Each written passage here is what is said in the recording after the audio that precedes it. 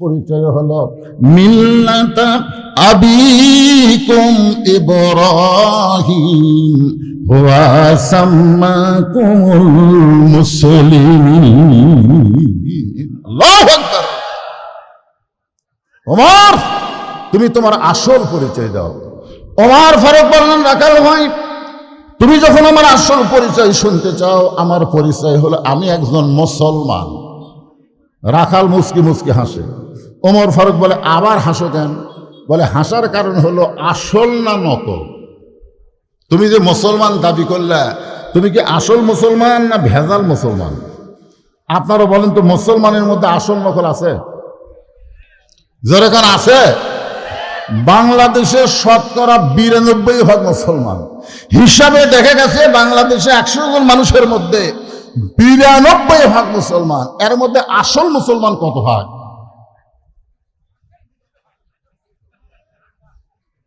আসল মুসলমানের ভাগ নাই।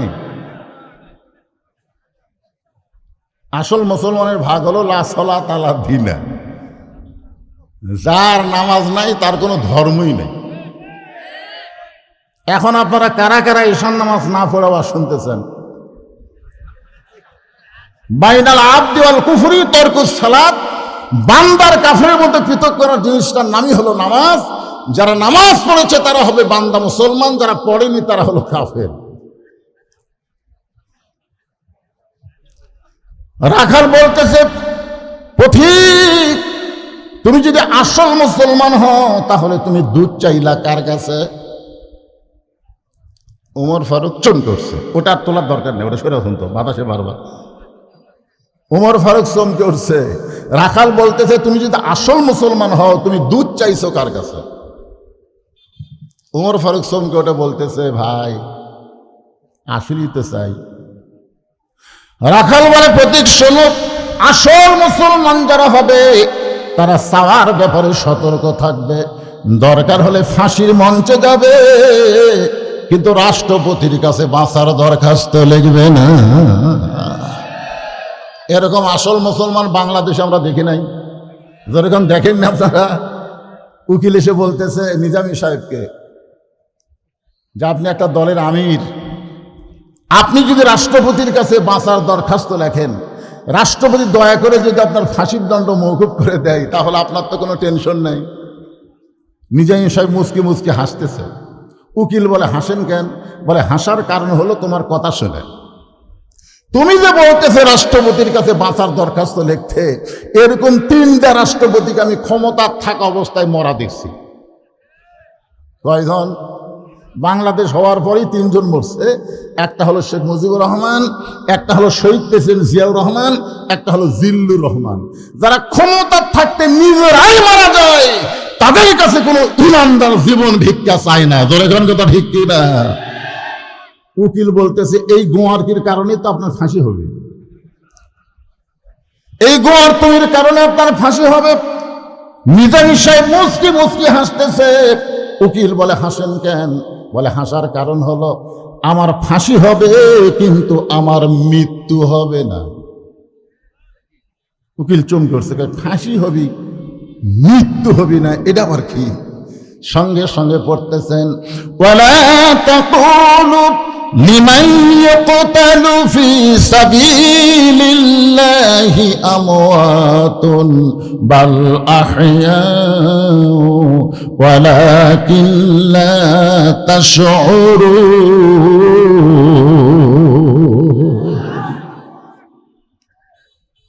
রাখাল বলে, পথিক, তুমি যদি আসল মুসলমান হও তাহলে তুমি দুধ চাইলা কার কাছে? ওমর ফারুক বলতেছে, রাখাল ভাই, চাওয়ার ব্যাপারে আমার ভুল হয়ে গেছে।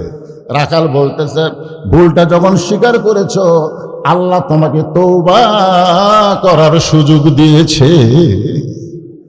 যারা মাগরিব ইশার নামাজ না পড়ে ওয়াজ শুনতেছেন, আল্লাহ কিন্তু আপনাকে সুযোগ দিছে, তওবা করার সুযোগ দিছে। আল্লাহ বলতেছে, নিয়ত করো, ফজর থেকে 1 ওয়াক্ত নামাজ বাদ দিবা না। এই নিয়ত করা মাত্রই যত নামাজ না পড়ার পাপ হয়েছে আল্লাহ সব মাফ করে দিবে। কি ফজর থেকে নামাজ ধরা যায়? যতই ওয়াজ করি কাম হবে না।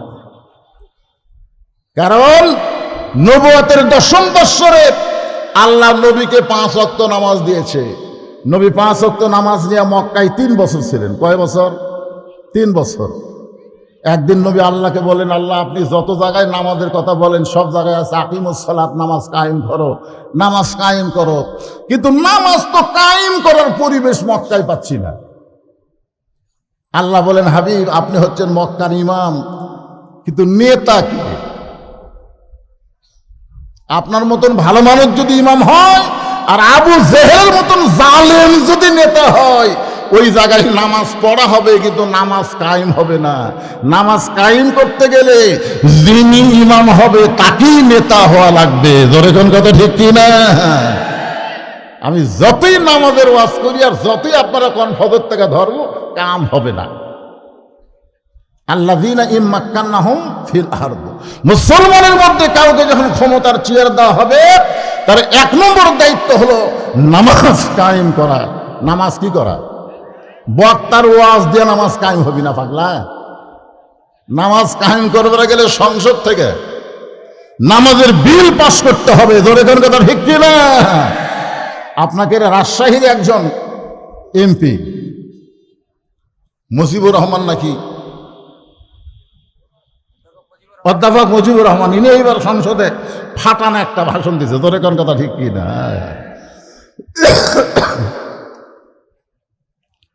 তো ফজর থেকে কি নামাজ ধরার নিয়ত আছে? নিয়তটা করেন, কারণ ফজর পর্যন্ত বাঁচারই তো গ্যারান্টি নেই। এখান থেকে বাড়ি যাওয়ারই গ্যারান্টি দিবার পারতেছেন না, তাহলে ফজর পর্যন্ত বাঁচবেন তার গ্যারান্টি কি আছে? তো নিয়তটা করি, ইন্নামাল আমালু বিন্নিয়াত। সবাই নিয়ত করছেন ইনশাল্লাহ? রাখাল বলতে যে প্রতীক, ভুলটা যখন স্বীকার করেছ তাহলে আল্লাহ তোমাকে তওবা করার সুযোগ দিয়েছে। উমরের চোখটা দর দর করে পানি পড়তেছে। আল্লাহ তোমার কোরআন যখন দুনিয়াতে চালু থাকবে, উমর যদি ভুল করে একটা রাখাল পর্যন্ত ভুলটা ধরার সাহস পাবে। সুবহানাল্লাহ না কেন?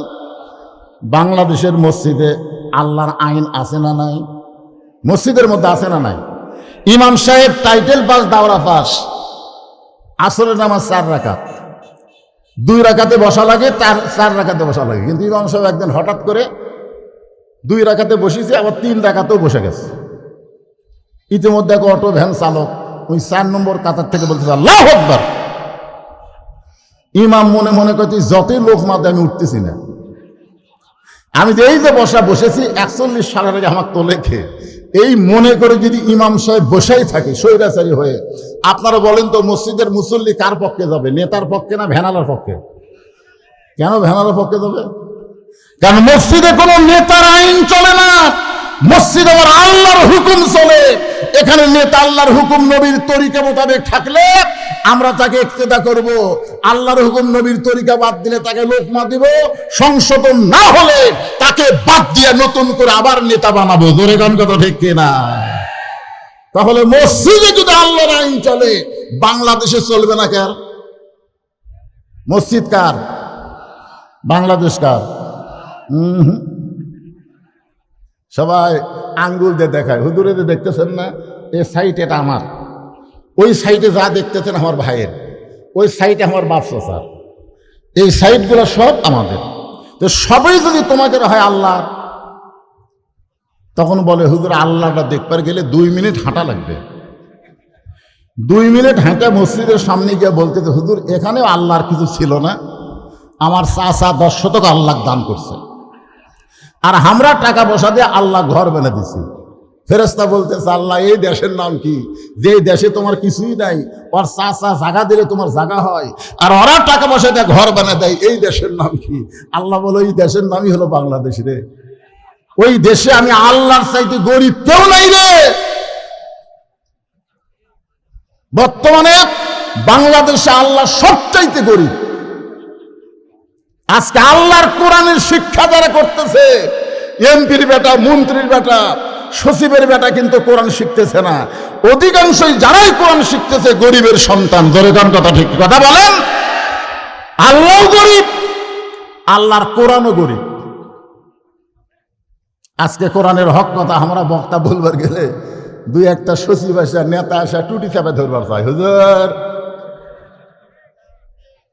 জাকাত খায় ফেতরা খায় মৌলবি হোসেন, আবার বড় বড় ভাষণ মারতেছেন। কি ভাবতেছেন? ওমর ফারুক চোখের পানি বের করে আপনার কাছে, যেভাবে সুন্দরভাবে শুনতেছিলেন ওভাবে শুনতেই থাকবেন। খালি ব্যাগটা আদায় হয়ে গেল ইনশাল্লাহ, এক টানা এদের আর কোনো টেনশন নাই। স্টেজের উপরে যারা বসে আছেন, চেয়ারে যারা বসে আছেন, আপনারও কি ব্যাগের মধ্যে দিবেন না? আপনারা যদি মনে করেন হুজুর আমরা ব্যাগের বাটি না, আমরা স্টেজের উপর 500, 2000, 5000 টাকা দিবার চাই, এরকম যদি কেউ থাকেন তাহলে এখানে দিতে পারেন। এই ব্যাগ আদায়ের মধ্যেই আজকের মাহফিলের এমপি সাহেব তো আসে নাই, এমপি সাহেব প্রতিনিধিও আসেনি, এটাই তো ভাই। আপনি কি ব্যাগের মধ্যে দিবেন? না না, ব্যাগের মধ্যে হাতত দেন, আমার হাতত দেন না, গোপনে ভালো প্রকাশ্য আছে। তাবুকের যুদ্ধে আল্লাহর নবী প্রকাশ্য দান চেয়েছে। আল্লাহ রাসূল বলেছেন কে কত পারো দাও, কে কত পারো দাও। মানুষ খালি গোপন দানের ধান্দা করে। গোপন দান কোন ব্যাপারে রাসূল বলেছেন? যে আপনার নিকট আত্মীয় কেউ হঠাৎ গরিব হয়ে গেছে, এমন সম্ভ্রান্ত বংশের লোক হঠাৎ ঋণগ্রস্ত হয়ে গেছে, সেই লোকগুলোকে আপনি গোপনে দান করবেন, তার যেন সম্মানের ক্ষতি না হয়। এটা আবার সব জায়গার মধ্যে ঢুকে ফেলে দিয়েছে। গোপনে দান করাই ভালো, গোপনে কাক দেওয়া লাগবে সেটা দেখা লাগবে। আবার তাবুকের যুদ্ধে আল্লাহ রাসূল প্রকাশ্যে চাইছে কে কত পারবা দাও।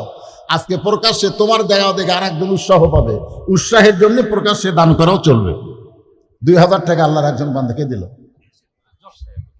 জজ সাহেব মাশাআল্লাহ 2000 টাকা দান করেছে, আল্লাহ তার দান কবুল করে। এরকম যদি কেউ থাকেন ভাইজান, আবার আদায়ের জন্য যে 10-20 মিনিট নষ্ট করে তা করা হবে না। আদায় ব্যাগের আদায় হলে ইনশাল্লাহ আদায় শেষ। এখানে ডোনার আছে, এখানে মানুষ দেয়, এই জন্য ফজিলতের বয়ান দিয়ে আদায় করার কোনো দরকার আছে নাই। সবাই একটু জিকির করেন লা ইলাহা ইল্লাল্লাহ, লা ইলাহা ইল্লাল্লাহ, লা ইলাহা ইল্লাল্লাহ মুহাম্মাদুর রাসূলুল্লাহ সাল্লাল্লাহু আলাইহি ওয়াসাল্লাম। ওমর ফারুক বলে রাখাল তাহলে আমি তওবা করতেছি। রাখাল বলে তুমি মূর্খ মানুষ, তুমি তওবা কেমনে পড়বা? আমি তোমাকে তওবা পড়াই, তুমি আমার সঙ্গে তওবা পড়ো। ওমর ফারুক শ্রম করে বলতেছেন রাখাল আমার মধ্যে মূর্খামির তুমি কি দেখলে? রাখাল বলতেছে চাওয়ার ব্যাপারে যে সতর্ক হয় না ও হলো সবচাইতে বড় মূর্খ। আপনারা বলেন তো ইয়াকা নাবুদু ওয়া ইয়াকা নাস্তাইন, আমরা গোলামি করি কার? তাহলে চাবো কার কাছে? কিন্তু বাংলাদেশে অনেক মূর্খ আছে, আপনাকে রাজশাহী আছে কিনা? আমাদের বগুড়াতে আছে। আমার দয়াল বাবার দরবারেতে কেউ ফিরে না খালি হাতে। আপনারা বলেন তো দয়াল বাবার দরবারেতে কেউ ফিরে না খালি হাতে, এই কথা বলা তাওহীদ না শিরক? জোরে বলেন তাওহীদ না শিরক? আল্লাহর ধন নবীর দিয়ে আল্লাহ আছে গায়েব হইয়া, নবীর ধন খাজানিয়া শুয়ে আছে আজমিরে, কেউ ফিরে না খালি হাতে খাজারে তোর দরবারেতে। নাউজুবিল্লাহ হবেন না? এই জন্যে রাখাল বলে ফকির আমি তওবা করাই, তুমি আমার সঙ্গে তওবা পড়ো। এবার রাখাল হযরত উমরকে তওবা পড়াচ্ছে। উমরের চোখ দিয়ে দর দর করে পানি পড়তেছে। পানি পড়ার কারণ হলো আল্লাহর কোরআন যখন সমাজে চালু থাকবে, উমর যদি ভুল করে একটা রাখাল পর্যন্ত তাকে তওবা পড়ানোর সাহস পাবে। সুবহানাল্লাহ। এবার রাখাল হযরত উমরকে তওবা পড়া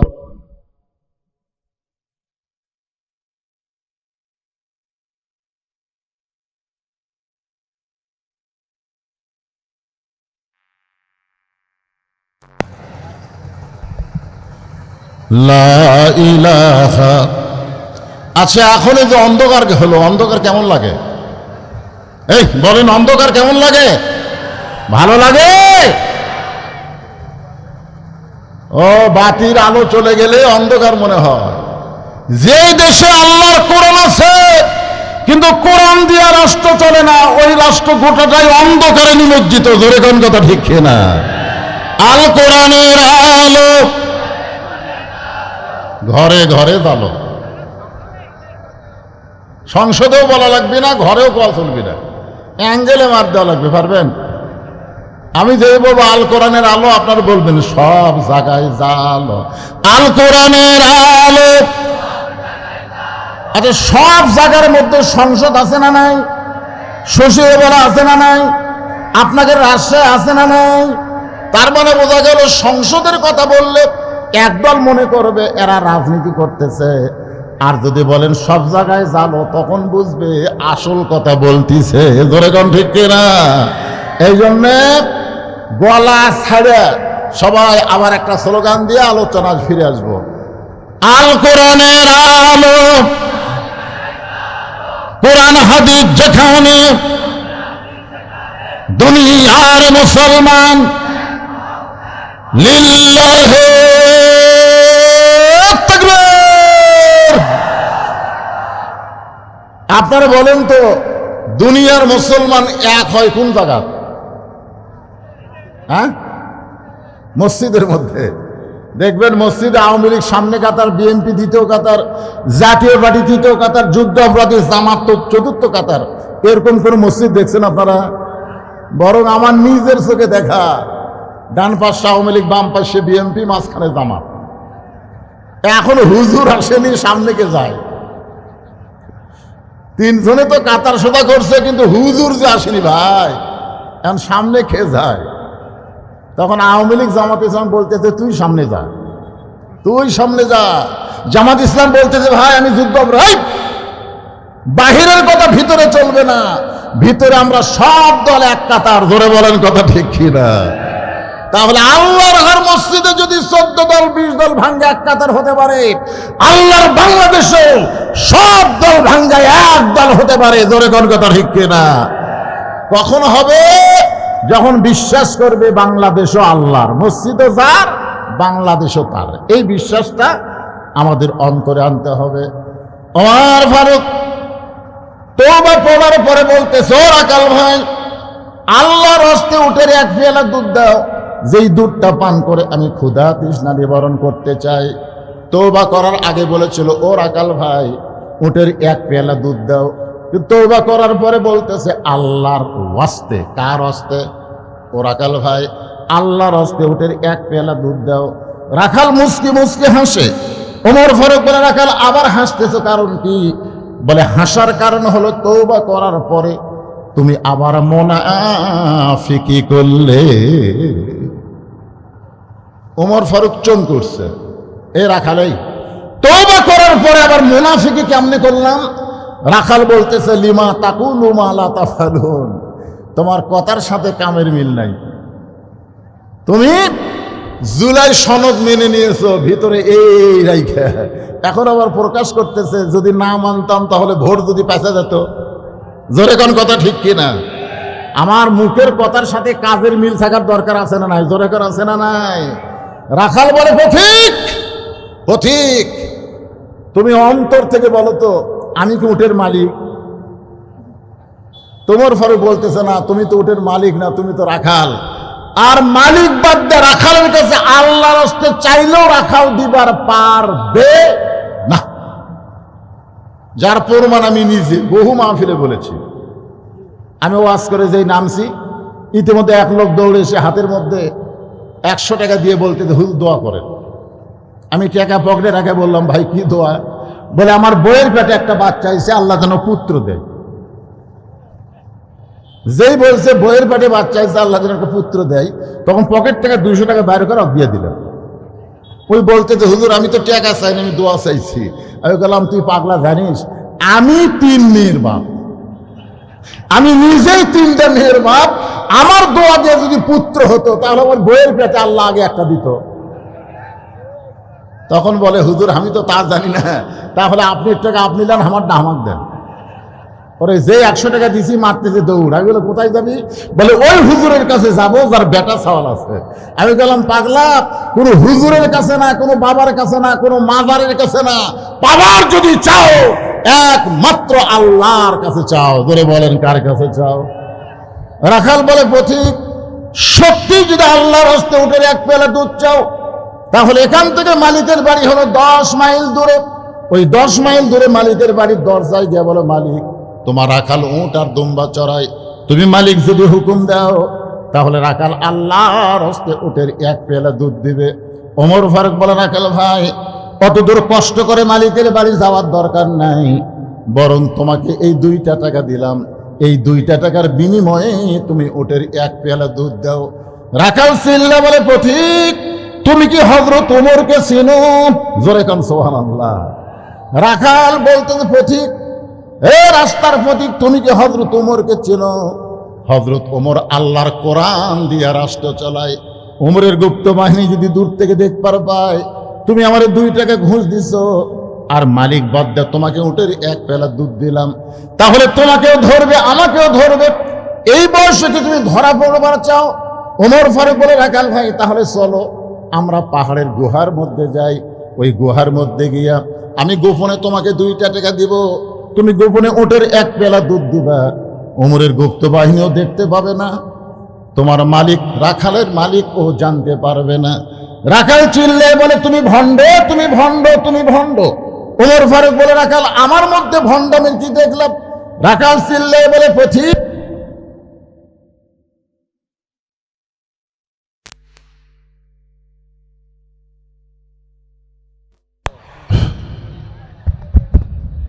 লা ইলাহা ইল্লাল্লাহ, জোরে লা ইলাহা, লা ইলাহা ইল্লাল্লাহু মুহাম্মাদুর রাসূলুল্লাহ। সকলে বলি সাল্লাল্লাহু। যখনই নবীর নাম উচ্চারণ করব বক্তা বলার আগে আপনি সংক্ষিপ্ত দরুদ সাল্লাল্লাহু আলাইহি সাল্লাম বলবেন। বলা মাত্রই আপনি বসে আছেন দাওকান কি জায়গা না মাহফিলে, আর আপনার এই দরুদ শরীফ ফেরেশতারা পৌঁছায় দিবে রাসূলের রওজা মোবারকে। আমাদের সবারই মন কিন্তু চায় মদিনায় যাবার, চাই কি চায় না? আব্দুল আলিম গান গাইছিল, মনে বড় আশা ছিল যাব মদিনায়, সালাম আমি করব গিয়া, সালাম আমি করব গিয়া নবীজি রওজায়, মনে বড় আশা ছিল যাব মদিনায়। আমরা মদিনায় যাবার না পারলে কি হবে? আমাদের দরুদগুলো ফেরেশতারা মদিনায় নবীর রওজায় পৌঁছায়া দিবে। এজন্য যখনই নবীর নাম উচ্চারণ হবে বক্তা বলার আগেই বলতে হবে সাল্লাল্লাহু আলাইহি ওয়াসাল্লাম। রাখাল বলে, তুমি ভণ্ড, তুমি ভণ্ড, তুমি ভণ্ড। ওমর ফারুক বলে, রাখাল আমার মধ্যে ভণ্ডামির কি দেখলাম? রাখাল বলে, পথিক যেখানে ওমরের গুপ্ত বাহিনী থাকে না, আমার মালিক থাকে না, সেখানে কেউ না দেখলেও রাখালের আল্লাহ দেখতে পায়। যেই বলছে রাখালের আল্লাহ দেখতে পায়, ওমর ফারুক মারছে দৌড়। এক দৌড়ে পাহাড়ের পাদদেশে গিয়ে জায়নামাজ দিছে, 2 রাকাত নামাজ পড়ে বলতেছে, আল্লাহ তোমার কোরআন এত সুন্দর, তোমার কোরআন এত সুন্দর, তোমার কোরআন যখন সমাজে চালু থাকে তখন কেউ না দেখলেও আল্লাহ দেখে, এই বিশ্বাস মুসলমানের কলিজায় আসে। জোরে কোন কথা ঠিক কিনা? আপনারা বলেন তো, কেউ না দেখলেও আল্লাহ দেখতেছে, এই বিশ্বাস যদি আমাদের প্রত্যেকটা যুবকের অন্তরে থাকতো, ওর হাতে যতই মোবাইল থাক আপনাকে কোনোদিন চিন্তা করা লাগতো না। জোরে কোন কথা ঠিক কিনা? কারণ ও জানে আমি যখন কোনো কিছু দেখতেছি আমি একলা দেখতেছি না, আমার 2 কান্দে 2 মোহরি আছে না নাই? আমার 2 কান্দে 2 মোহরি লিখিতেছেন ডায়েরি, দলিল দেখে রায় দিবে, টাকা পয়সার নাই কারবার, কিরামান কাতিবিনা ইয়ালামুনা মা তাফআলুন। আপনারা বলেন তো, ফেরেশতারা লিখতেছে আর দেখতেছে কে? এখন আসরের নামাজ পড়ছে, বুঝলেন? পুরা জমির ধান দেখবার গেছে, ধান দেখবার যায় দেখে উপর জমির পানি চলমল করতেছে, নিচে ওর জমির পানি নেই। কি বুঝলেন? উপর জমির পানি কি করতেছে? চলমল করতেছে, নিচে ওর জমির পানি নেই। নামাজ পড়ে গেছে জমির ধান দেখতে, চিন্তা করতেছে উপরে এত পানি নিচে পানি নাই, কি করি, এরকম চারিদিকে তাকাছে, চারিদিকে তাকায় দেখে কেউ নেই। ওই আস্তে করে বসে বিসমিল্লাহ করে জমির আল কাটছে। জমির আল কাটা ওই পানি দিয়ে হাত ধোছে, ধুয়ে আবার দাঁড়ায় বলতেছে আলহামদুলিল্লাহ কেউ দেখেনি। আপনারা বলেন তো ওর নামাজ হচ্ছে কে ভাই? এই ওয়াজ চলতেছে রে, এর মধ্যে সে কি শুরু করলো? ময়না আশা কি কি বুঝতেছেন? কপালত করা রে, কপালত দামের করা আছে, তারপরেও বেটা টেবিলের তলতে ঘুষ খাচ্ছে, এরকম আছে না নাই? কথা কোন আছে না নাই? আয় আয়, অন্যায় করার আগে আগে বেড়া ঘুলকিতে দেখে কেউ আছে? আমাদের ছেলে মেয়েরা রাত 12টার সময় মনে করে বাপ মা তো ঘুমাইছে, এখন তো মোবাইল দেখলে অসুবিধা নাই। কিন্তু যখন আল্লাহর কোরআন দিয়ে দুনিয়া চলবে, প্রত্যেকটা মুসলমানের বিশ্বাস কলিজায় আসবে, কেউ না দেখলেও কে দেখতেছে।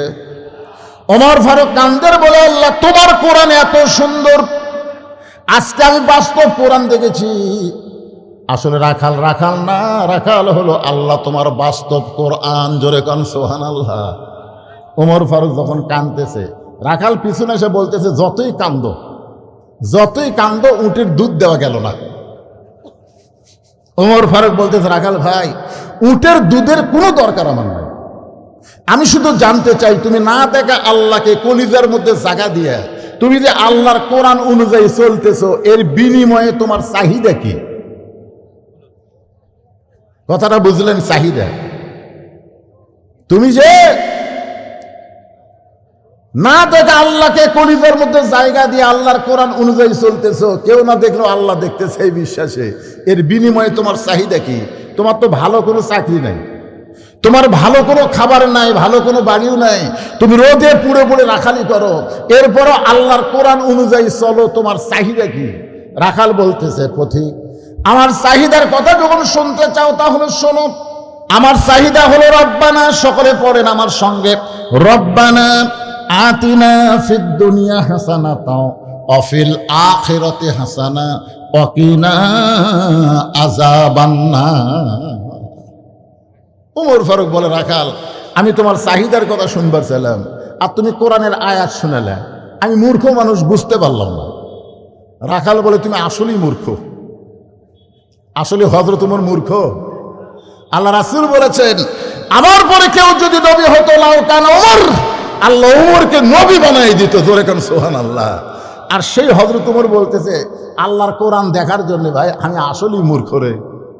রাখাল বলে তাহলে শোনো পথিক, আমার দুইটা চাহিদা হলো, এক নম্বর চাহিদা হলো মহামানব হযরত ওমরকে আমি এক নজর দেখতে চাই, যে ওমর আল্লাহর কোরআন দিয়ে রাষ্ট্র চালানোর কারণে আমার মতন রাখাল না দেখা আল্লাহকে কলিজার মধ্যে জায়গা দিবার পারছি। সেই হযরত ওমরকে যদি একটাবার দেখতে পাইতাম, তাহলে দুনিয়ার চাহিদা আল্লাহ আমার পুরা করত। আমার দুই নম্বর চাহিদা হলো, আমি রাখাল যখন মরে যাব, মরে যাওয়ার পরে অধম রাখালকে আল্লাহ যেন জান্নাত দেয়। ওমর ফারুক দৌড়ে এসে রাখালের হাতটা খপ করে ধরে 3 বার চুমা খাবে, 3 বার। রাখাল কয় পাগল টাগল নাকি, আমার ঘামা হাতে তুমি 3 বার চুমা খেলে? ওমর ফারুক বলে রাখাল, তোমার 2 নম্বর চাহিদা আল্লাহ পুরা করছে, তোমার 2 নম্বর চাহিদা আল্লাহ পুরা করছে। মরার সঙ্গে সঙ্গে আল্লাহ তোমার জন্য 8টা জান্নাতের দরজা খুলে দেবে। আপনারা সুবহানাল্লাহ কোন, কিন্তু রাখাল সুবহানাল্লাহ কয় না। ওমর ফারুক বলে রাখাল, মরার সঙ্গে সঙ্গে আল্লাহ তোমার জন্য 8টা জান্নাতের দরজা খুলে দিবে। রাখাল সুবহানাল্লাহ কয় না।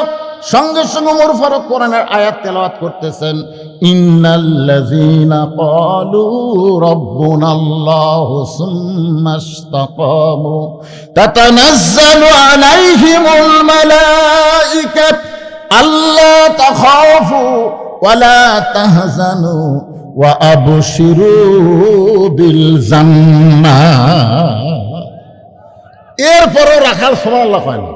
ওমর ফারুক বলে রাখাল, মরার পর আল্লাহ তোমার জন্য 8টা জান্নাতের দরজা খুলে দিবে, তুমি সুবহানাল্লাহ কও না কেন? রাখাল মুসকে মুসকে হাসে আর কয় মরার পরে জান্নাত, ওইটা শুনে সুবহানাল্লাহ কব, ওইটা তো বাকি। নগদ হযরত ওমরকে কেমনে দেখতে পাবো সেই কথা বলতে তোর কোন জাকাত বাঁচে? একটা হলো নগদ, একটা হলো বাকি। আমরা যদি বাংলাদেশে যদি ভালো মানুষের শাসন দেখতে না পাই, আমাদের আখেরাত কোনোদিনও ভালো হবে না। জোরে কোন কথা ঠিক কথা বলেন ভাইজান। রাখাল বলতেছে রব্বানা আতিনা ফিদ দুনিয়া হাসানা, আমার দুনিয়ার সৌন্দর্য হলো মহামানব হযরত ওমরকে এক নজরে দেখা। সে হযরত ওমরকে একটা নজর কেমনে দেখবো সেই কথা না বলে মরার পরে 8টা জান্নাত পাবো, এ বাকি কথা শুনে আমি সুবহানাল্লাহ কই না। ওমর ফারুক চিন্তাত পড়ে গেল, আমি যে ওমর, এই কথা রাখালকে কেমনে বলবো? যে রাখাল আমাকে তওবা পড়াছে, জোরে কোন কি পড়াছে? যে রাখাল আমাকে মুনাফিক কইছে, যে রাখাল আমাকে ভণ্ড কইছে, যে রাখাল আমাকে তওবা পড়াইছে, মুনাফিক কইছে, ভণ্ড কইছে, এখন যদি বলে ভাই আমি ওমর, বলাও সারা, রাখাল হাত ফেল করে মরাও সারা। ওমর রাস্তাতে গেলে শয়তান কয়দিন যায় না? জোরে বলেন কয়দিন? এখন যদি বলে রাখাল তুমি তো ওমরকে দেখবার চাও, আমি রে, এই শোনা মাত্র একবারে হাত ফেল করবে। ওমর ফারুক চিন্তায় পড়ে গেলেন, আমি যে ওমর এইটা রাখালকে কেমনে বলবো? এমন সময় আল্লাহর কোরআন সামনে এসে বলতেছে উদউ ইলা সাবিলি রাব্বিকা বিল হিকমা। ওমর তুমি যে ওমর এইটা রাখালকে যদি ডাইরেক্ট বলবার না পারো, তাহলে অ্যাঙ্গেলে ডোজ দাও।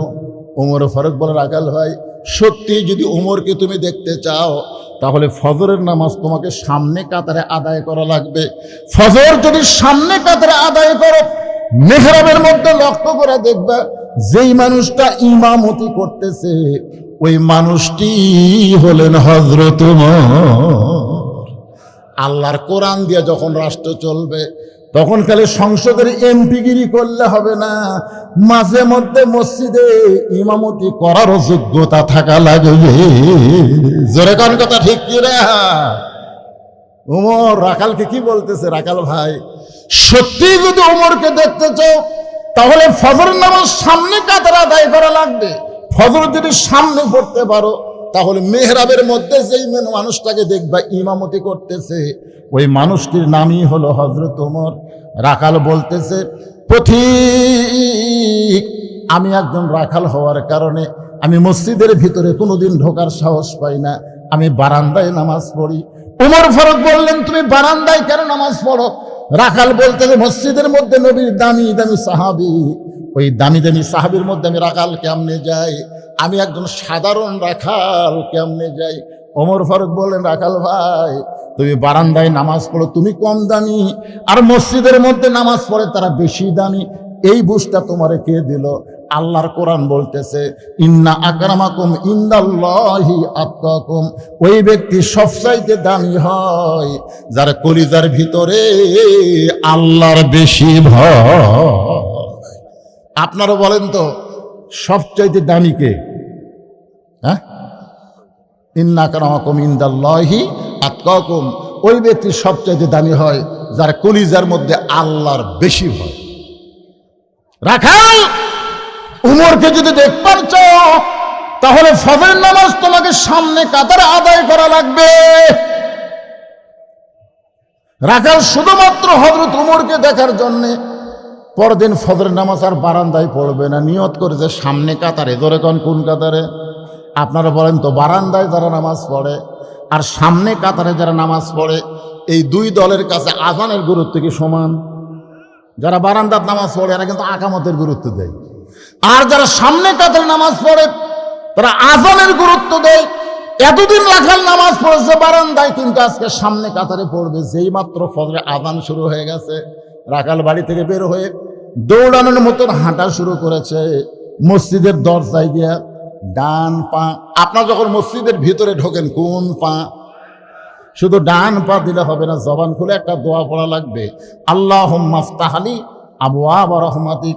রাখাল ডান পায়ে দোয়াটা পড়ে মসজিদের সামনে কাতারে যখন যাবার চায়, প্রত্যেকটা সাহাবী নড়ে সরে রাখালকে যাওয়ার রাস্তা করে দেয়। রাখাল কয়, কে রে, বারান্দার থেকে এতদিন কি ভাবলাম, বারান্দার থেকে মনে করছিলাম মসজিদের মধ্যে দামি দামি, আজকে ভিতরে ঢুকে দেখতেছি আমিও যাই এরাও তাই। আসলে বাইরে থেকে বোঝা যায় না, যা বুঝবেন ভিতরে ঢুকলে বোঝা যাবে। ধরে কোন কথা ঠিক কিনা? সামনে কাতার, একটা মুসল্লি লাগবে, এসপি খাড়া হয়ে আছে, আর একজন মুসল্লি হলে সামনে কাতার পুরা হয়। এসপি চিন্তা করে একটা মুসল্লি নাই, তাকায় দেখে দরজার চৌকিদার খাড়া হয়ে আছে। এসপি ডাকতে চাই, চৌকিদার বলে না স্যার আপনি এসপি, আমি চৌকিদার। এসপি বলতেছে পাগলা ওটা বাইরের কথা, তুই চৌকিদার আমি এসপি, ওটা হলো বাহিরের কথা, ভিতরে আয়। তারপরে চৌকিদার ভয় যায় না, এসপি জায়গা ছাড়ে আসে চৌকিদার হায় তোকে ডাকি তুই যাস না, ভিতরে নিয়ে যায়। চৌকিদারকে বলতেছে আমার পায়ের গোড়ালির সঙ্গে গোড়ালি মিল কর, পায়ের গোড়ালির সঙ্গে গোড়ালি মিল কর। চৌকিদার বলতে স্যার আমার পায়ের গোড়া কিন্তু ফাটা, আপনার কিন্তু তেল তেলা। তাই পাগলা এখন আর ফাটা তেল তেলা সব এক হয়ে যাবে। চৌকিদার পায়ের গোড়ালির সঙ্গে এসপির গোড়ালি যখন মিল করে, চৌকিদারের চোখটা দর দর করে পানি পড়ে।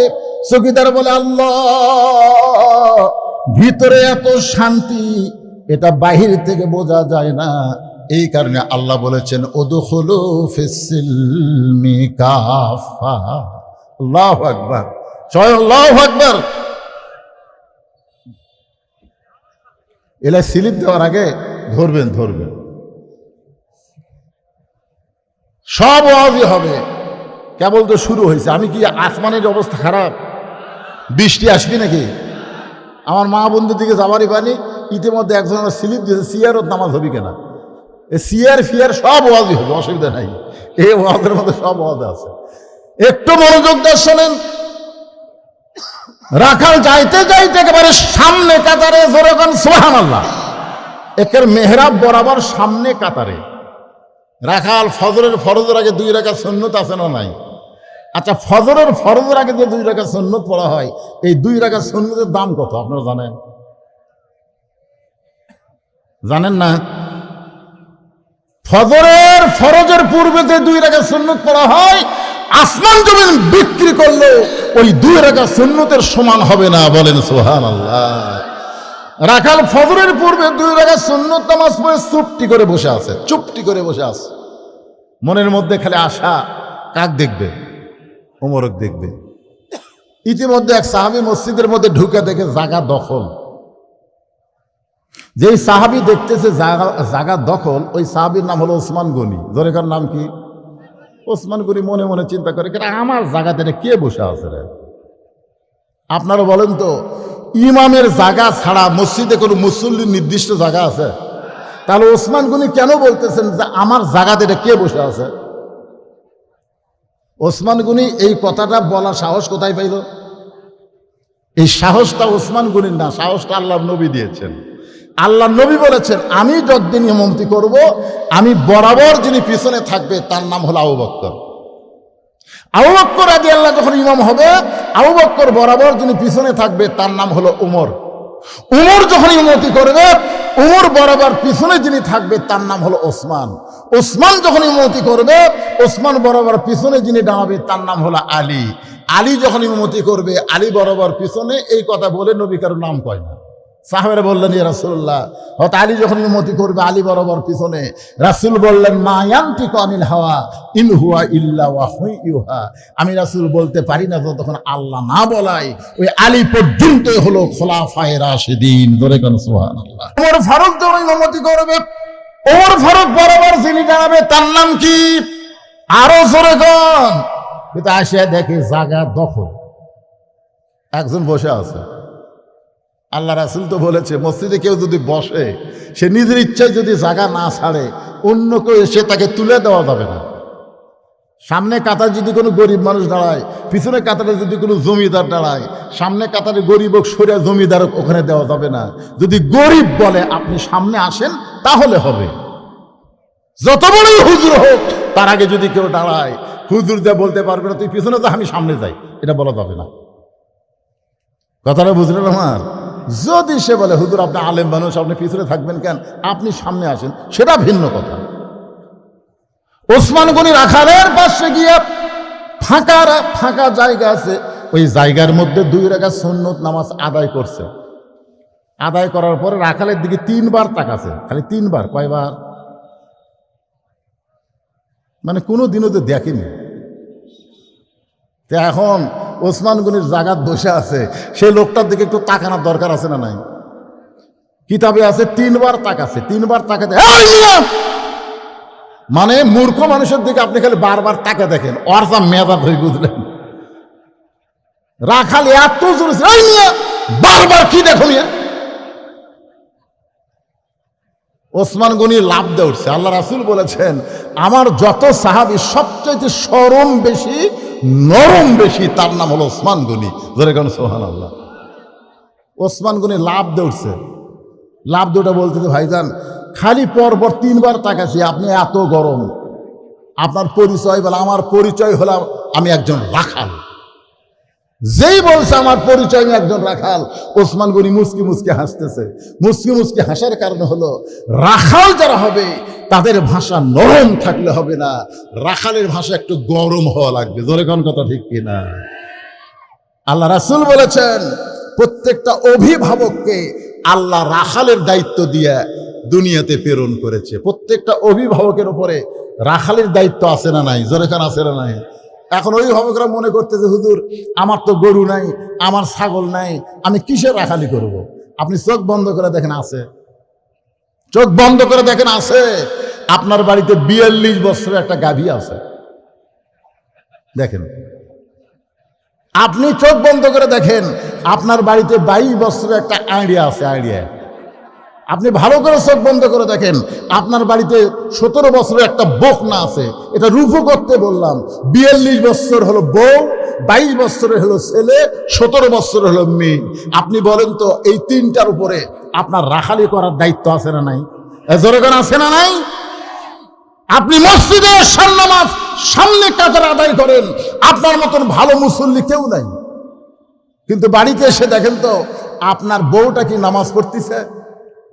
আপনার বউটা কি নামাজ পড়তেছে? আপনি আসার পরে দেখেন আপনার ঘরের মধ্যে থেকে হিন্দুদের পূজার বাদ্য হরি হরি হরি হরি। আমি মুসলমান আর আমার ঘর থেকে হিন্দুদের পূজার বাদ্য কেন বের হয়? আপনি ঢুকে দেখেন আপনার ম্যাডাম, আপনার বউ ভারতের স্টার জলসা দেখতেছে, ভারতের জি বাংলা দেখতেছে। আপনি বলেন তো যে আপনি একজন মুসল্লি সামনে কাতারের, আপনার বউ যদি ভারতের চ্যানেল দেখে, আপনার রাখালি করার দরকার আছে না নাই? কি দিয়ে রাখালি করবেন? লাঠি লাগবে না। আপনি রিমোট কন্ট্রোল হাতে নিয়ে টিভি বন্ধ করে বলেন, বিবি রে, তুমি যাদের চ্যানেল দেখতেছো, ওই ভারত আমাদের 400 বছরের পুরাতন বাবরি মসজিদ ভাঙ্গা ওই জায়গাতে রাম মন্দির বানাচ্ছে। ভারতে রাম মন্দির বানানোর বহু জায়গা আছে, কিন্তু অন্য কোনো জায়গায় রাম মন্দির না বানায়া আমাদের মসজিদ ভাঙ্গা মন্দির বানাচ্ছে। যেই ভারতের লোকেরা আমাদের মসজিদ ভাঙ্গা মন্দির বানায়, সেই ভারতের চ্যানেল দেখা যাবে। আপনার বউ 2 কান ধরে বলবে, এ কথা আমাকে আগে করবেন না। দেখবেন আপনার বউয়ের কাছে আর কোনদিন রাখালি করা লাগবে না, ভারতের চ্যানেল তওবা করে বাদ দিবে। আপনার বউটাকে আপনি যেমন নামাজি তেমন নামাজি বানাবেন। আল্লাহ বলেছেন, কো আনফুসাকুম ওয়া আহলিকুম নার, জাহান্নামের আগুন থেকে যদি বাঁচতে চাও, তুমি একলা বাঁচলে হবে না, তোমার আহাল পরিবার নিয়ে বাঁচা লাগবে। আপনি ফজরের নামাজ সামনে কাতারে পড়েন, কিন্তু আপনার ছেলে আযান শুনে চেতন পায় না। আগে আসলো 3.5 হাত, আপনার ছেলের কথা বলতেছি, 22 বছরের। আযানের আগে আসলো 3.5 হাত। যে আযান শুরু হয়েছে তখন ওই আর আযান শুনবি না, কম্বল দিছে মাথার ওপর, পাও টানা বুকের কাছে। আপনি নামাজ পড়তে যাওয়ার সময় জানলা দিয়ে তাকাই দেখতেছেন, কে রে, পাও নাই মাথাও নাই, বেটা আমার গেল কোথায়? মনে হয় চাউলের বস্তা ঢাকা, আগা নাই মাথা নাই। আপনি আস্তে করে বিলাই যেমন ইন্দুর ধরে, আস্তে করে এসে এসে কম্বল টানতে দেখেন সকালবেলা সাইড থেকে কুত্তার সাইজ আর কম্বলের মধ্যে আপনার ছেলের সাইজ একই সাইজ। আপনি বলেন তো আপনার রাখালি করার দরকার আছে না নাই? দরকার আছে না? কথা বলে আছে না নাই? আপনার 17 বছরের একটা মেয়ে হাইহিল পরে কিলকিল করে গোটা রাস্তা ঘুরতেছে। আপনি হাদিসায় 5 ওয়াক্ত নামাজ পড়েন, আপনার মেয়েটার উপরে রাখালি করার দরকার আছে না নাই? আল্লাহ রাসূল কেমনে রাখালি করতেন একটু মনোযোগ দিয়ে শোনেন। নবী আমার ঘরের মধ্যে ঢুকে দেখে মাত্র 9 বছরের ফাতেমা। আমার মায়েরা যারা পর্দার অন্তর একটু মনোযোগ দিয়ে শোনেন না, 9 বছরের ফাতেমা হাতের মধ্যে ছুরি দিয়ে মুচকি মুচকি হাসতেছে। মেয়েটার বয়স হলো মাত্র 9 বছর। নবী দেখার পরে সঙ্গে সঙ্গে নবী ঘর থেকে বাইরে যায়। ফাতেমা চমকে গেল। যেই বাবা ঘরের মধ্যে ঢুকে আমাকে মা মা বলে আদর করে, আর সেই বাবা ঘর থেকে কেন বাইরে যায়? বারান্দায় গিয়ে দেখে নবীর চোখটা দরদর করে পানি পড়তেছে। ফাতেমা হাঁটু গেড়ে বসে বললেন, বাবা, ও বাবা, কি দুঃখে আপনি এমন করে কাঁদতেছেন? রাসূল বলে, ফাতেমা, যে দুনিয়াতে সাজবে মা, আল্লাহ তার আখিরাতের শ্বাস কমায়া দিবে। শুধু এইটুকু কথা বলেছে, আর বেশি বলে নাই। সঙ্গে সঙ্গে ফাতেমা হাতের চুরি খুলে মাটির ফাইলা দেয়। চুরি খুলে যেই মাত্র ফাতেমা মাটির ফাইলা দিছে, নবী আমার চুরি 2টা করে জামার পকেটের মধ্যে ঢুকাইছে। ফাতেমা বলতেছে, বাবা, যেই চুরি হাতে দেওয়ার কারণে আপনি ঘরে ঢুকলেন না, আপনি বারান্দায় কান্না শুরু করে দিলেন, আমি সেই চুরি ফাইলা দিলাম, আপনি কেন পকেটের মধ্যে ঢুকাইলেন? আল্লাহ রাসূল বলে, ফাতেমারে আয় আয়, তুই আমার কাছে আয়। যেই মাত্র ফাতেমা নবীর কাছে, নবী ফাতেমার হাতে একটা চুমো দিয়ে বললেন, ফাতেমা, বাল তো উসিরুনাল হায়াতাদ দুনিয়া ওয়াল আখিরাতু খায়রুন ওয়া আবকা। ও ফাতেমা, মেয়েদের জন্য বেশি আমল করা লাগবে না মা, মাত্র 4টা আমল করলেই চলবে। আমার মায়েরা শোনেন, আপনাদের আমল কিন্তু বেশি না, 4টি আমল করলেই চলবে। 1 নম্বর হলো 5 ওয়াক্ত নামাজ পড়বেন। 2 নম্বর হলো রমজান মাসে রোজা রাখবেন। 3 নম্বর স্বামীর কথা মতো চলবেন, স্বামীর খেদমত করবেন। আর 4 নম্বর সতীত্বের হেফাজত, পর্দা করবেন। আল্লাহ রাসূল বলে, ফাতেমা রে, 24 ঘন্টায় নামাজ পড়া লাগবে না, 24 ঘন্টার মধ্যে 5 বার নামাজ পড়লে নামাজের হক আদায় হয়ে যাবে। ও ফাতেমা, 12 মাস রোজা করা লাগবে না, 1টা মাস রোজা করলেই রোজার হক আদায় হবে। স্বামীর খেদমত সব সময় করা লাগবে না, স্বামী যখন খেদমত চাবে তখন স্বামীর খেদমত করা লাগবে। আর সতীত্বের হেফাজত, পর্দা করা, এর কোনো ওয়াক্ত নাই মা, এটা সব সময় ফরজ। সঙ্গে সঙ্গে ফাতেমার কাছে একটা ওড়না ছিল, ওই ওড়নাটা মাথার উপরে দিয়ে বললেন, বাবা, এই মুহূর্ত থেকে আমি পর্দার মধ্যে ঢুকে গেলাম। এমন ভাবে ফাতেমা পর্দার মধ্যে ঢুকে গেল, আল্লাহ তাআলা খুশি হইয়া ফাতেমাকে খাতুনে জান্নাতে ডিগ্রি দিয়ে দিল। জোরে গান সুবহানাল্লাহ। আমার মায়েরা, আপনাদের জন্য আল্লাহ আইন করেছেন, ওয়াকরনা ফি বুয়ুতিকুন্না ওয়ালা তাবাররাজনা তাবাররুজাল জাহিলিয়াতিল উলা। রে মেয়েরা, তোমরা ঘরের মধ্যে থাকো, তোমরা ঘরের বাহির হয় না। কোনো প্রয়োজনে যদি ঘরের বাহির হও, হেজাব নিয়ে, পর্দা নিয়ে বের হবে। ওই জাহিলের যুগের মেয়েদের মতন সাজগোজ করে বের হওয়ার কোনো পারমিশন মুমিনা নারীর নাই। হুকুম কার? সবাই জোরে কার, হুকুম কার? আর এই পর্দা বক্তার ওয়াজ দিয়ে হবে না। আপনারা যারা এখানে অভিভাবক আছেন, আপনাদের অধীনস্থের উপর আপনার খুব খেয়াল করবেন। ওসমান গনি মুচকি মুচকি হাসতেছে, মুচকি মুচকি হেসে রাখালের কাছে বসে বলতেছে, ভাইজান, কোনোদিন আপনাকে সামনে কাতারে দেখি নাই, আজকে প্রথম দেখছি, তো এই জন্য কয়বার দেখছি? যেরকম কয়বার? কোনোদিন তো দেখি না, আজকে প্রথম। রাখাল বলতেছে, আমার কি ঠেকা পড়ছে, আমি বারান্দাত পড়ি, আজকে সামনে আসছি খেলে দেখার জন্য। দেখা হয়ে গেলে এত কষ্ট করে এই জায়গাতে আবার আসবো? আসলে যারা বারান্দাত নামাজ পড়ে এরকে মজা আলাদা, শেষে এসে আগে যায়। জোরে কোন কথা ঠিক কিনা? আর যারা সামনে কাতারত পড়ে এরকে ঠেলা আছে।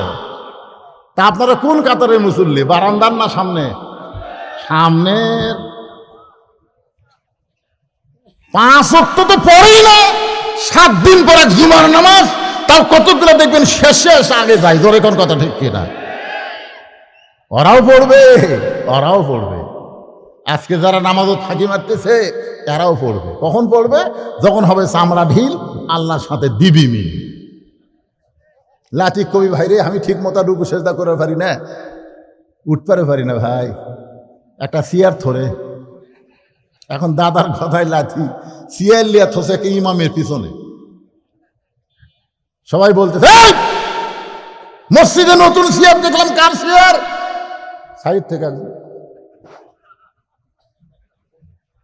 কি? মসজিদের সভাপতি, মসজিদের সভাপতি, বুঝিস না? মসজিদের সভাপতি তো নামাজ পড়ে না, তাই নামাজ না পড়লে কি হবি? এখন চামড়া ঢিল হচ্ছে, আল্লাহর সাথে মিল দিছে। এখন সভাপতি সাহেব চেয়ারে বসে আছে। আল্লাহ কোরআনে বলেছেন, কুমু লিল্লাহি কানিতিন, দাঁড়াও দাঁড়াও, লিল্লাহি, আল্লাহর জন্য দাঁড়াও, আনুগত্য নিয়ে দাঁড়াও। মুয়াজ্জিন বলতেছে কদ কামাতিস সালাহ, কদ কামাতিস সালাহ, ওই হেলান দিয়ে বসে আছে। ফেরেশতা বলতেছে আল্লাহ কি কর্ম, এক কি কর্ম। শোনেন, মসজিদে আমরা নামাজ পড়ি সওয়াব বেশি পাওয়ার জন্য না কম পাওয়ার জন্য? কথা কন। এ ভাই যাচ্ছেন কা ভাই রে? আচ্ছা আচ্ছা, ঠিক আছে। মানে লাস্টে সেই ওয়াজ আছে, বুঝছেন, নেতাকের ওয়াজ। মানে এ ওয়াজের শেষ পয়েন্টে সেই একটা কঠিন মার আছে না নাই? এটা আমাকে সবার এখন দরকার। তো যে কথা বলতে শোনেন, এখন মসজিদে আমরা যাই 27 গুণ সওয়াব, ধরে কোন কয় গুণ? আপনারা বন্ধু 27 গুণ সওয়াব কখন হবে? একলা একলা নামাজ পড়লে হবে না জামাতে? তো জামাতে নামাজ কেমনে হবে? কাতার সোজা করা হবে না হেঁকা বেঁকা? তো কাতার সোজা করবার গেলে কেমনে সোজা করা লাগবে? পায়ের গোড়ালির সঙ্গে গোড়ালি মিল করা লাগবে। ধরে কোন কথা ঠিক কি না? তাহলে যেই বেটা সিয়ারত বসছে আর পায়ের গোড়ালির সঙ্গে গোড়ালি আপনার মিল হবে। তাহলে আপনি 27 গুণ সওয়াব যদি পাওয়ার চান, সিয়ারটা আস্তে করে দ্বিতীয় কাতার উঠুন। দ্বিতীয় কাতারের লোকেরা যদি 27 গুণ পাওয়ার চায়, সিয়ার তৃতীয় কাতারত যায়। তৃতীয় কাতারের লোকও যদি 27 গুণ চায়, সিয়ার চতুর্থ কাতারত যাবে। এক সময় দেখা যাবে সিয়ারের কাতারে কোনো মানুষ নেই, সিয়ার একলাই এতিম হয়ে আছে। যেরকম ঠিক কিনা ভাই? যদি সওয়াব চান, আর যারা চেয়ারে নামাজ পড়েন আমি তাদের বলবো, জামাতে নামাজ পড়তে গেলে শারীরিকভাবে আপনাকে সুস্থ থাকতে হবে। আপনি যদি মাজুর হয়ে যান, অসুস্থ হয়ে যান, সরকারি চাকরির একটা বয়স আছে, বয়স চলে গেলে আপনাকে আর চাকরি করা লাগে না, সরকার আপনাকে পেনশনে বসে বেতন দেয়। দেয় কি দেয় না? নামাজের একটা বয়স আছে ভাইজান, 7 বছর থেকে নামাজের তালিম দেওয়া লাগবে, 10 বছর থেকে জোর করে নামাজ ধরা লাগবে। বুড়া বয়সে যদি ঠিক মতো নামাজ পড়বার নাও পারেন, ওই যৌবনে নামাজ পড়ার কারণে বুড়া বয়সে আল্লাহ পেনশনের সওয়াব দিয়ে দিবি। যেটি পারেন সেটি পড়েন, অসুবিধা নেই। আমার কথা কি বুঝবার পারলেন? হ্যাঁ, কিন্তু যৌবনে যদি সরকারি চাকরি না করেন, বুড়া বয়সে পেনশন পাবেন?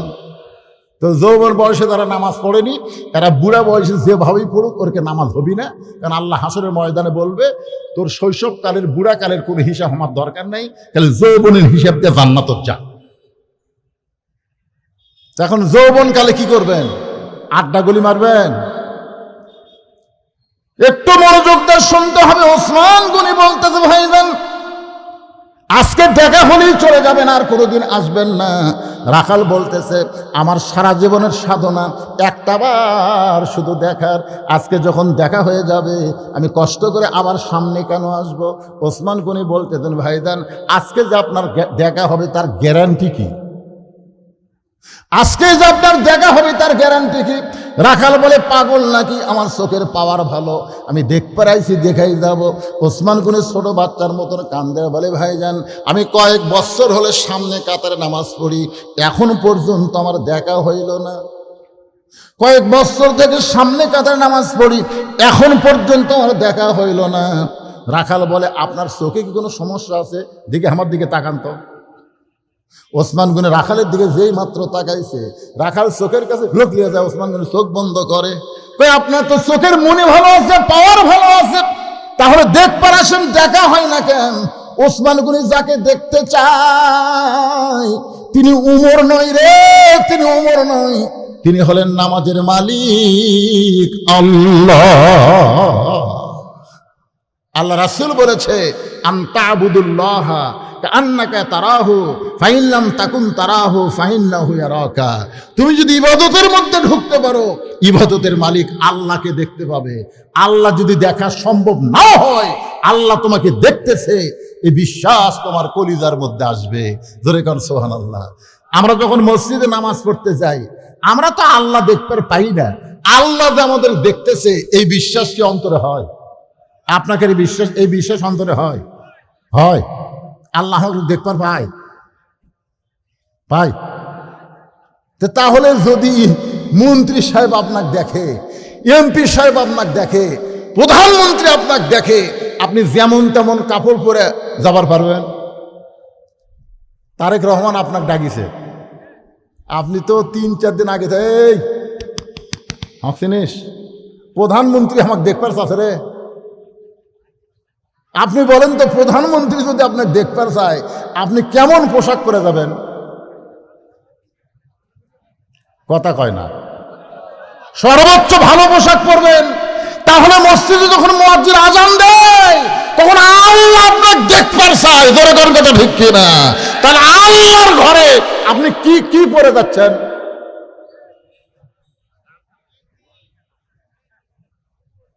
হায় হায় রে।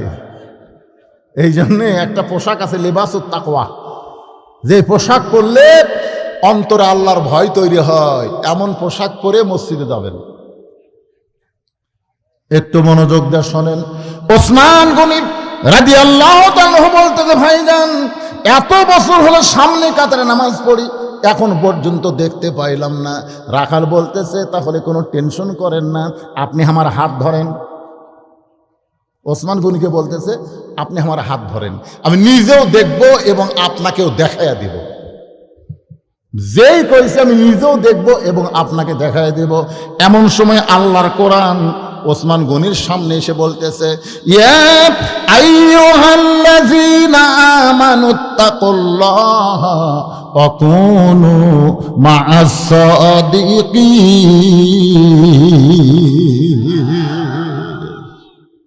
আমার 2টা ভাই চলে গেল রে। এই আয়াতের মধ্যেই কিন্তু হ্যাঁ আল্লাহ বলতেছে, যারা আমাকে বিশ্বাস স্থাপন করেছো, আল্লাহর ভয় যদি কলিজার মধ্যে রাখতে চাও, তাহলে তোমরা সাদিকিন সত্যবাদীদের দল করো, সত্যবাদীদের সাথে হও। জোরে কার কথা ঠিক কিনা? আপনারা বলেন তো, এই দুনিয়াতে কাদের কথা সবচাইতে সত্য? যারা মানুষের সংবিধানের কথা কয় না আল্লাহর কোরআনের কথা বলে? কার কথা সত্য? এখানে কি বলা হচ্ছে? ওয়াকুনু মা'আস সাদিকিন, তোমরা সত্যবাদীদের সাথে হও, সত্যবাদীদের দল করো, সত্যবাদীর মার্কা ছিল মারো। জোরে কোন কথা ঠিক কিনা? এখন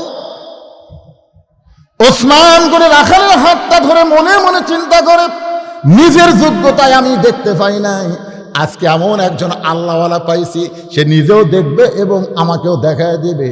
যে মানুষটা ভালো, সবাইকেই কিন্তু ভালো মনে করে। ধরে কোন ঠিক কিনা? ওসমান গনি রাখালকে বলতেছে, আল্লাহ আমার যোগ্যতায় তোমাকে দেখতে পাইনি আল্লাহ, কিন্তু এমন একজন মানুষ পাইছি যে নিজেও দেখবে এবং আমাকেও দেখায় দেবে। ওসমান গনি মহব্বত করে রাখালের হাতটা ধরে আছে। কিছুক্ষণ পরে যখন জামাতের সময় হয়েছে, নামাজের জামাতের সময় হয়েছে, এমন সময়